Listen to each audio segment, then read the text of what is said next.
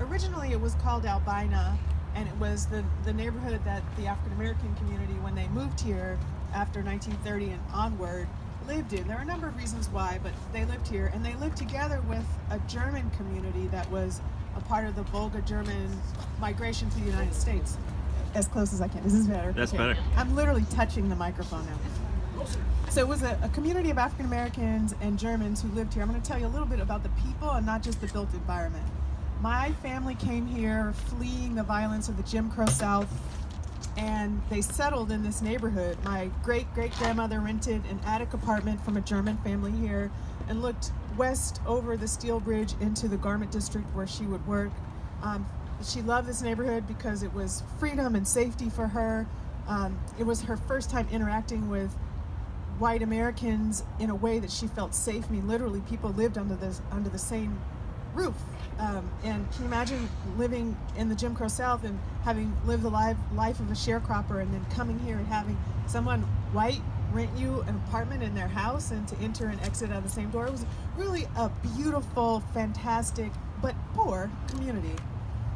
I tell people it was a lot like Ladd's Addition feels today, the lives that people had. Can you imagine bulldozing Ladd's Addition today to put up a soccer stadium?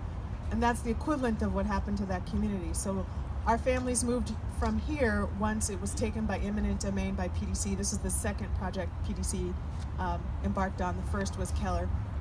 They moved north and east into what is north and northeast Portland. So this was actually the second move of the community. The first was from Vanport to here, and then from here north and east.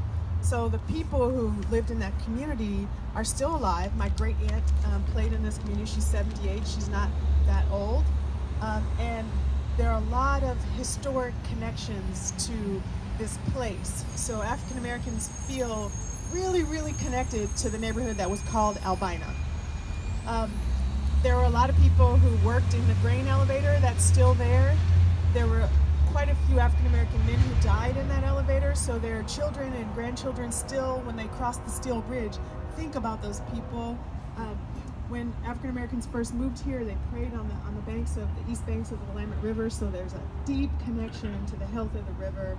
A lot of the men in the community worked in the industrial growth time in Portland, and so they were also aware that they were part of the pollution of the river, and so there's a sense that everyone wants to heal our relationships and heal our community. So anyway, this group of 20 or so people got together to learn about the history of this part of the city and to try to envision a future where we could actually rebuild a community here, not just rebuild the physical spaces.